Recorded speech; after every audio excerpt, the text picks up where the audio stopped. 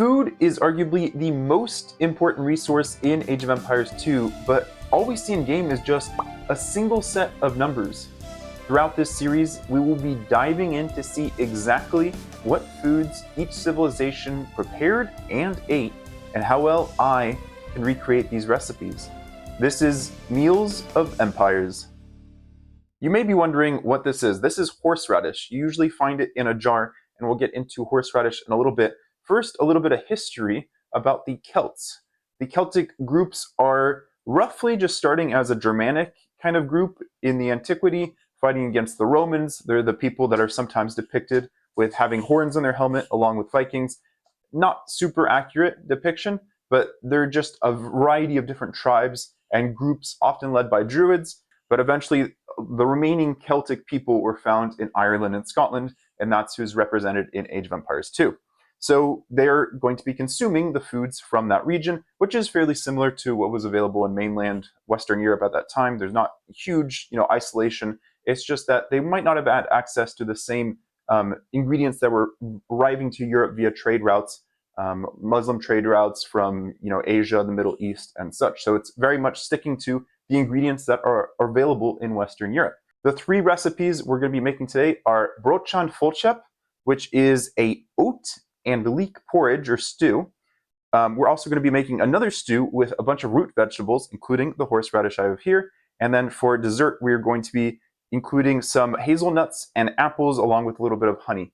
Let's just get started with cooking. So here is our washed horseradish. I'm just going to shave the outer skin off. Horseradish is usually found in a modern sense on like meat dishes as a relish. And because it has like this bitter flavor, not bitter, but a little bit of a spicy flavor, it's often added to accentuate rather rich foods. The spiciness is sometimes referred to as mustard oil, and it's just a compound that's found in a lot of members of the mustard or cabbage family. And what we're really after is this white intersection that we are going to grate so we can kind of control how much flavor it has. I recommend anyone who's going to be trying to reproduce this recipe to give a little bit of a taste of the horseradish. That way you have an idea of how spicy it can be, and decide how much you want to put in your dish. Because I'm giving a range between 1 and 9 grams or so. You don't want to overdo it because it's easy to completely overtake your dish with the horseradish. I cut up the carrots, the parsley root, and the parsnips and just put it in there. So if there was a cut because the GoPro wasn't updating, then that's pretty much it. And we added a bit of water instead of oil, but hopefully it'll allow things to cook well still in the stainless steel, which we're just going to treat as a cauldron for now. And move on to the Brotchan Foltchep instead of the root stew. And as I mentioned, the main ingredients in this are going to be leeks and oats.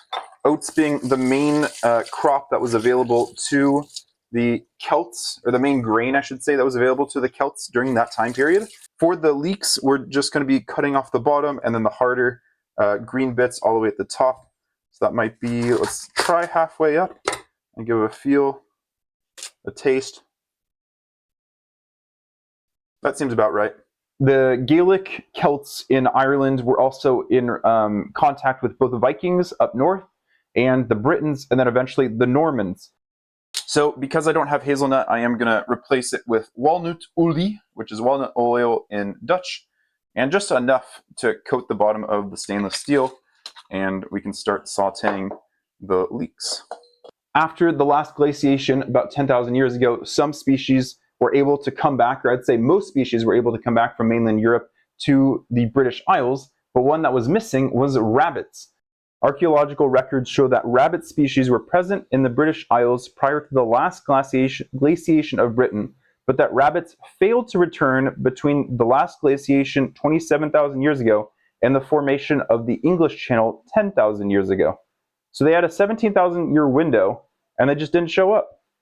The Romans or Normans are believed to have brought rabbits back to the Isles, presumably for food.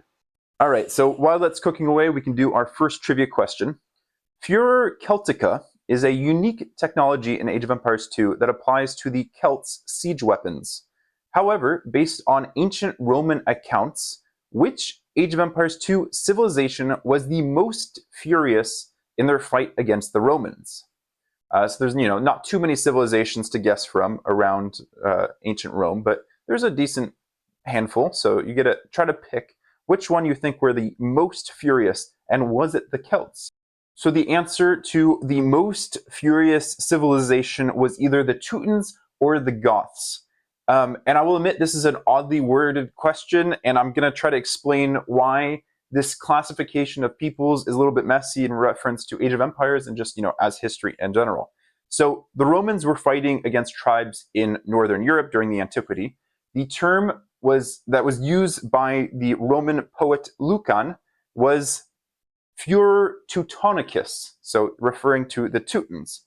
But yeah, it's not the same Teutons that we have in Age of Empires 2, which are more the Holy Roman Empire, which is in that same general area of Central Europe, and was still referred to as the Teutons because that's just the peoples that are in Germany at that point in time. So the complexity is that you have peoples that are migrating. The Celts originated in that Central Europe portion and then moved west into Ireland and the British Isles.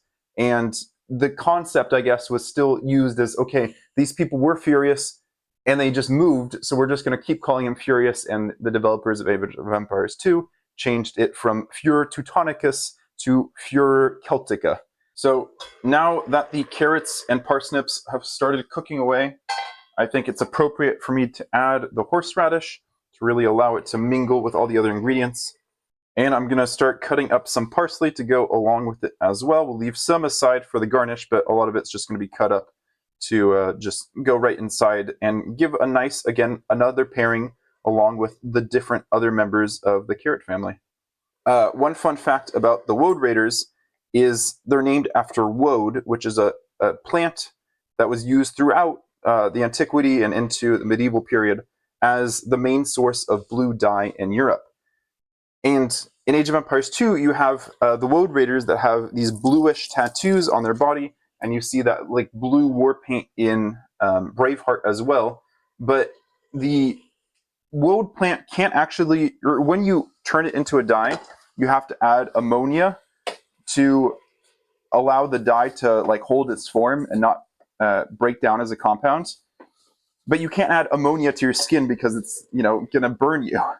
So the idea of them using woad, hence the name woad raider, to dye their skin or create tattoos has kind of been busted as a concept. They could have used iron instead. Like iron ores can have a variety of colors, but likely they probably just had like charcoal.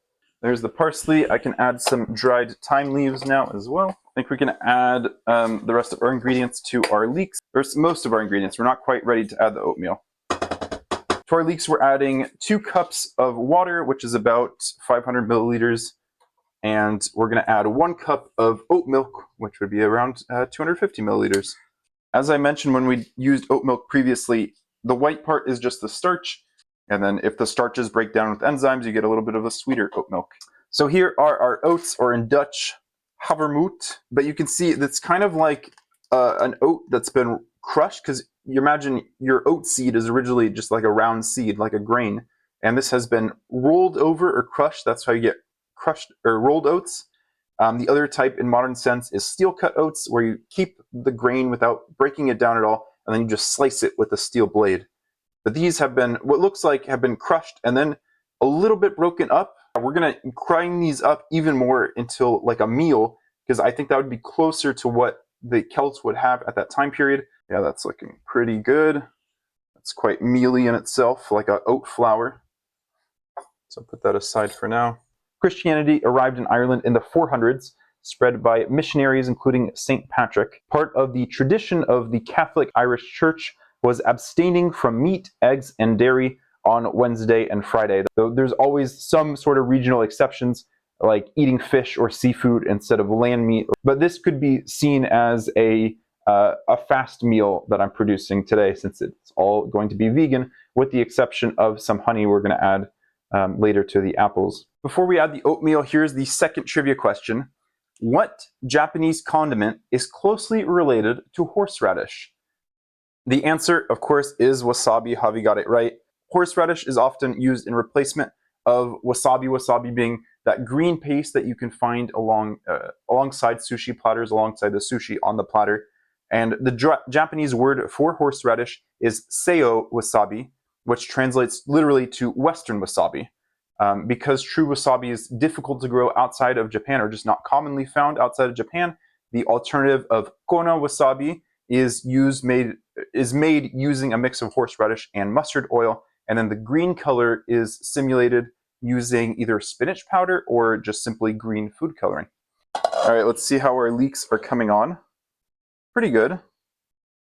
There's definitely some, I don't know, some texture to this, which I think is maybe a little bit of starchiness that was in the leeks, and it'll thicken up even more as we add in our oatmeal. At this point, is it oat flour or is it still oatmeal? I'm not sure. So the next ingredient, or the last ingredient to add to our stews, is tanbuncha, which are also called fava beans in English, or that's in like US American fava beans, and then in England they're more referred to as broad beans. And now for the Roman recipe, I did peel them individually before putting them in, and they feel like if the skins here, that's what I've just peeled off, are thin enough and they haven't gotten too like harsh, woody in texture, that you can just put them in whole. So I'm just gonna put them in whole and yeah, give it a try. And we're just gonna be adding that along with our root vegetables and all the herbs that have been added. Even during the Antiquity, hazelnuts were highly regarded by the Celts, the Celtic people. And so a hazelnut is just, there's a few different varieties, but the common hazelnut that you find in Western Europe is just this. It has the brown skin on the outside, and then once you take the skin off, you get just like a blanched hazelnut. And we're gonna grind these up. They're pretty easy to grind up on the level of walnut, not as hard as like almonds. And then that will be put into our pan first, followed by the apples. I mentioned earlier you can make hazelnut oil, and it has a nice nutty flavor. It encapsulates a lot of the great flavor of a hazelnut. Hazelnut is also the main ingredient of the popular chocolate spread, Nutella. But if I look at the actual ingredients, we have sugar, then palm oil, and then our hazelnuts is only 13%. So we're going to have a little bit higher percentage of that, I think, in our applesauce. I don't really have a better word for it. It's kind of is just applesauce with hazelnuts. I'm combining two ingredients that you could eat raw in the modern sense, but because the Celts preferred to cook most things, as far as we know, yeah, just deciding to cook them into a sauce. And I apologize for the little bit of the squeal that you guys are going to hear from all the induction stovetops going all at once. So I'm just going to allow that to heat up a little bit, try to get some of the oils to be expressed, and then we can add the apples later without having to worry about not having any pressed hazelnut oil. So while the hazelnuts are warming up, I have the third trivia question for you. Why do some foods like horseradish and horse beans, which are a variety of the fava or broad beans we're using in the root stew, use horse in their name? And this is a bit of a trick question, so just kind of think it out, but you might not be happy with the answer. I just want to prepare you. It is an interesting concept though, and I do want to share, which is why I'm adding this question to the trivia. So horse can refer to a few different things: something that is big, something that is fed to horses, or something that, in the case of horseradish, has nothing to do with horses. The reason that horseradish has horse at the beginning is because of the term horse, as in like my throat is hoarse, or it's rough, or it is a little bit uncomfortable. And that is because, you know, a typical radish that is named after the Latin root radish, or with an X at the end, R-A-D-I-X. Radish just refers to root. So you have a typical radish, but this radish makes my throat a little bit hoarse, a little bit rough, and therefore that's likely where the name horseradish came from. Horse beans are simply just fed to horses. The broad beans that are a little bit rough and unappetizing to humans can be fed to horses, though I wouldn't recommend feeding horseradish to horses. I don't think they would appreciate that. And then horseflies were just named because they are bigger than other flies, the way that horses were bigger than just about any other animal. So following the age of exploration, where English speakers were familiarized with larger animals, say the elephant, we started naming large items, or exceptionally large items, after the elephants, like elephant garlic or elephant beetles. Now I'm just going to dice up the the apples. as small as I can to allow them to cook down into some sort of a sauce. Ideally, I would do this step in a pot as well, but I run out of pots very quickly when everything requires a pot. I guess alternatively, I could have made a bread for the Celts, some sort of bread with oats. The typical Irish bread found in modern times is the soda bread, but the use of soda or baking soda definitely comes after the medieval period. Wasn't readily available, and neither was wheat, as I mentioned earlier.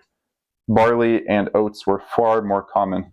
Wheat was really reserved to the upper classes of Gaelic society. In the recipe, I suggested about a quarter cup of water, and I think we've probably added a bit more than that now. We might have gone up to a half cup, but of course, as I mentioned earlier, this isn't the ideal cooking implement. If it was in a pot, there'd be less evaporation. While the applesauce is finishing, we can do the last and fourth trivia question. What attributes did ancient Celts believe could be attributed to hazelnuts?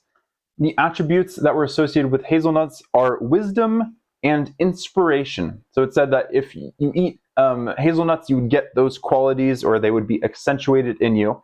Another ingredient that was important to the Celtic diet was salmon, and that was also seen among the ancient Druid folklore of being knowledgeable creatures, possibly due to their ability to migrate upstream and return to where they would spawn from. So if you imagine just this little tiny creature that leaves its spawning ground, goes down the river out to sea, and while it was that small, is able to somehow figure out how to navigate back to its spawning ground to repeat the cycle, you would think, yeah, that's probably a pretty knowledgeable creature if it's able to do all that, starting from infancy.